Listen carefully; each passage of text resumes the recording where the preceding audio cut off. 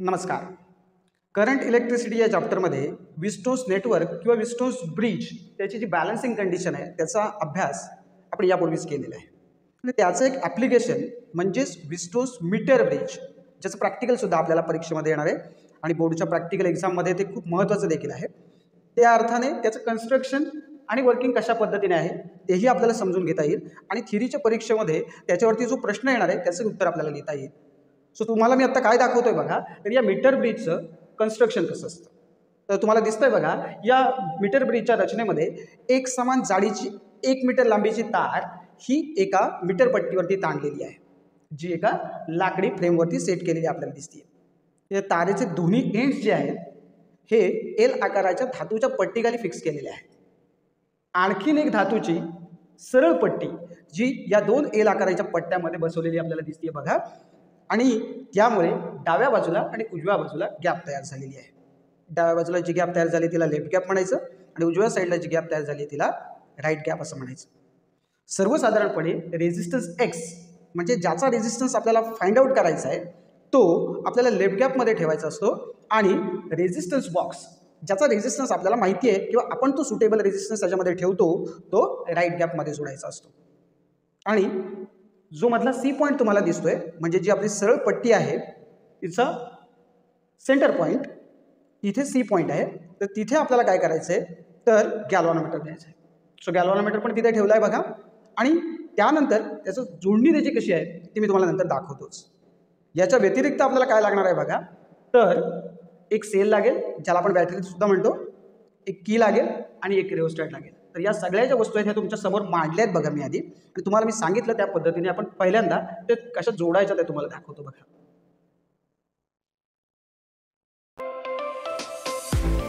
म्हणजे परीक्षेमध्ये जेव्हा explain the construction and working of Wheatstone's meter bridge असा जेव्हा प्रश्न येईल तर सुरुवातीला सर्किट डायग्राम काढावी लागणार आहे. तर तिथे ही डायग्राम नाही काढायची आपल्याला, तर काय करायचं जी पुस्तकामध्ये सर्किट डायग्राम दिली आहे ती आपल्याला काढायची आहे. त्यामुळे ती पहिल्यांदा मी तुम्हाला दाखवतो, ती तुम्ही सर्किट डायग्राम आधी काढणार आहात, नंतर जे मी तुम्हाला आता जे कन्स्ट्रक्शन सगळं दाखवलं ते नंतर लिहा आणि मग त्याच्यानंतर आपण वर्किंगकडे वळणार आहोत.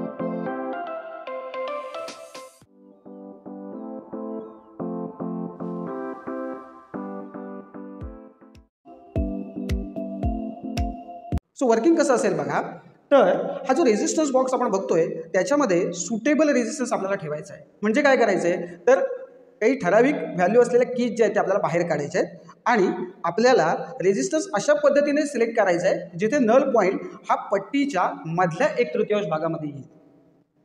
म्हणजेच काय तर 1 मीटर लांबीची पट्टी आहे आपली, त्याचा 1/3 मधला भाग म्हणजे काय तर साधारणपणे 33.3 ते 66.6 सेंटीमीटर याच्या दरम्यान आपल्याला नल पॉईंट किंवा बॅलन्स पॉईंट मिळेल. आता नल पॉईंट म्हणजे काय ते आधी तुम्हाला सांगावं लागेल, तर ते तुम्हाला सांगतो बघा. आपल्याला माहिती आहे की ज्या वेळेला आपण हे सगळं कन्स्ट्रक्शन केलंय, सर्किट कनेक्शन जोडलंय, त्यावेळेला एक सिच्युएशन अशी येते की आपल्याला पहिल्यांदा हे सर्किट बरोबर वर्क होतंय की नाही हे तपासावं लागतं. आता ते बरोबर आहे कसं ओळखणार आहात तुम्ही, तर ज्या वेळेला तुमची जॉकी ही ए या पॉईंटला टच करता तेव्हा डिफ्लेक्शन जे आहे ते डाव्या बाजूला गेलं पाहिजे, आणि जेव्हा तुम्ही जॉकी बी पॉईंटला टच करता तेव्हा डिफ्लेक्शन जे आहे गॅल्व्हॅनोमीटरच्या त्या काट्याचं ते उजव्या साईडला गेलं पाहिजे. असं जर असेल तर सर्किट बरोबर आहे. आणि मग आपल्याला काय करायचं आहे ए पॉईंटपासून बी पॉईंटकडे त्याच्या दिशेने आपल्याला ती जी जॉकी आहे ती स्लाईड करत करत जायची आहे आणि असा पॉईंट ऑब्टेन करायचा आहे जिथे तो काटा बरोबर शून्यावर आलेला असेल, ज्याला आपण झिरो डिफ्लेक्शन असं म्हणतो. आणि ज्या पॉईंटला पट्टीवरच्या ज्या पॉईंटला आपल्याला तो काटा झिरोवर आलेला दिसतो त्याला आपण नल पॉईंट असं म्हणतो आणि सोयीसाठी आपण त्याला डी पॉईंट असं म्हणतो. आता मग जर हा डी पॉईंट आपल्याला मिळालेला असेल तर याचा अर्थ काय होतोय बघा, तर पॉईंट ए ते डी हे जे अंतर आहे म्हणजे ज्या बाजूला अननोन रेझिस्टन्स एक्स लावला आहे त्या अंतराला आपण एल एक्स म्हणणार आहोत, आणि ज्या बाजूला रेझिस्टन्स बॉक्स आर जोडलेला आहे त्या अंतराला आपण एल आर असं म्हणणार आहे. सो बॅलन्सिंग कंडिशन जी आपण बघितली होती विस्टोन्स नेटवर्कवरून किंवा विस्टोन्स ब्रिजवरून, ती मीटर ब्रिजच्या बाबतीत आपल्याला कशी लिहिता येते बघा. तर तुमच्या स्क्रीनवर मी तुम्हाला तेही दाखवतो equation. So X upon R is equal to काय येईल, R A D upon R D B. R A D म्हणजे काय तर पॉईंट ए आणि पॉईंट डी याच्यामध्ये जी तार आहे तिचा रेझिस्टन्स असणार आहे, आणि आर डी बी म्हणजे काय तर तीच तार आहे पण तिथे जो डी पॉईंट आहे आणि पॉईंट बी आहे याच्यामधली जी तार आहे तिचा रेझिस्टन्स आपल्याला हवा आहे. आता हे RAD आणि RDB हे काढावे लागतील आपल्याला, आणि हे जे मी तुम्हाला दाखवतो इक्वेशन नंबर 1 याच्यामध्ये आपल्याला RAD आणि RDBच्या व्हॅल्यू सबस्टिट्यूट करायचे. तर RAD कसा काढणार ते पण तुम्हाला सांगतो आणि RDB कसा काढणार ते पण तुम्हाला मी सांगतो. सो RAD कसा लिहू शकतात बघा, तर rho into LX upon A, आणि RDB कसा लिहू शकतो तर रो LR अपॉन A. म्हणजे जर तुमच्या लक्षात आलं असेल तर AD ही जी तार होती ही म्हणजे आपली LX आहे, बरोबर ना, त्या लांबीला आपण LX म्हटलंय, आणि जो DB आहे अंतर तिथलं जे अंतर आहे त्याला ॲक्च्युली आपण काय म्हटलंय, LR असं सुद्धा म्हटलंय.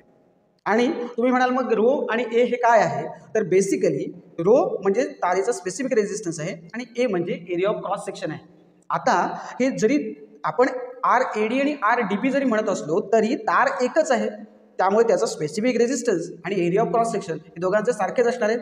त्यामुळे जर आपण ह्या दोन व्हॅल्यू ज्या आहेत, ज्या RAD आणि RDBच्या व्हॅल्यू आहेत, ज्याला आपण इक्वेशन नंबर 2 सुद्धा म्हटलं या ठिकाणी, तर त्या जर व्हॅल्यूज आपण इक्वेशन नंबर 1 मध्ये सबस्टिट्यूट केल्या तर आपल्याला काय दिसणार आहे ते बघा.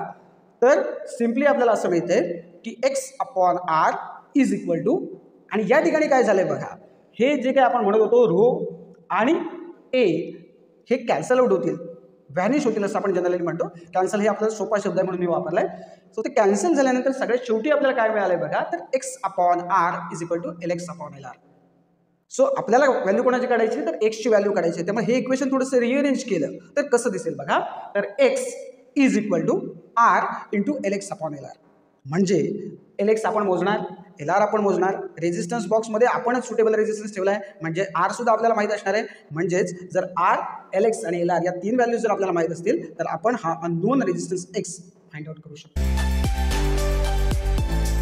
In a meter bridge, unknown resistance is connected in the left gap and resistance box R is connected in the right gap. Value of R is 90 ohm and the balance point is obtained at 40 centimeter from left side. What is the value of unknown resistance? And options are A 90 ohm, B 40 ohm, C 50 ohm and D 60 ohm. आणि याचं correct answer आहे D 60 ohm. त्याचं explanation कसं आहे ते थोडक्यात मी तुम्हाला सांगतो बघा.